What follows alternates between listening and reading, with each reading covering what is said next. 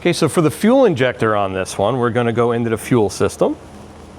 And these are direct injectors, so they do work a little bit differently than your common lower pressure fuel injectors. We'll go into direct injector. And component information, let's just see how they work. So it's the Nissan's direct injection gasoline system, which injects very high pressure fuel directly into the combustion chamber. Typical fuel pressure operating range for the injector is 290 to 2175 psi.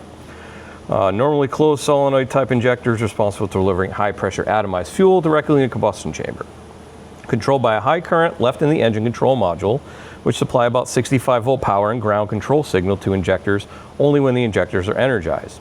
Injectors are activated only when both power and ground are supplied to the engine control module at the same time. When they're energized, the coil winding will create an electromagnetic field, pull the pintle off the seat, and spray the fuel, right?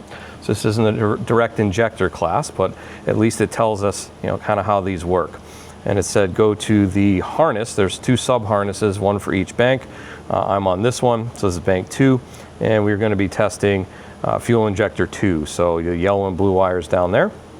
Now these are very small wires and a small connector, so I had to add some rigid back probe adapters. I'll put the part numbers for all the adapters I used. I'll put a slide at the end here after we're done. But let's do a signature test, because these are pretty unique the way they look. I guess not unique for direct injectors, but if you've never dealt with direct injectors, it's unique. So you can see here we have 2 channels. It is a 2-channel test.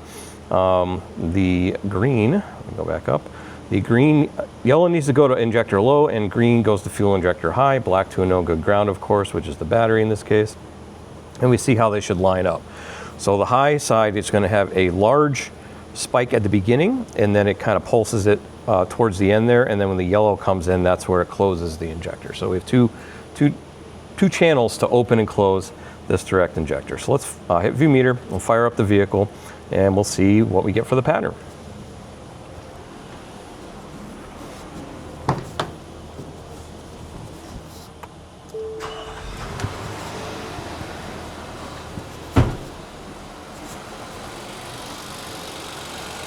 Okay, that looks pretty darn close, I think, to what we see here. So we have multiple pulses. So we have a larger pulse and then a smaller pulse. And we see the large pulse is looking around about 70 volts at the top.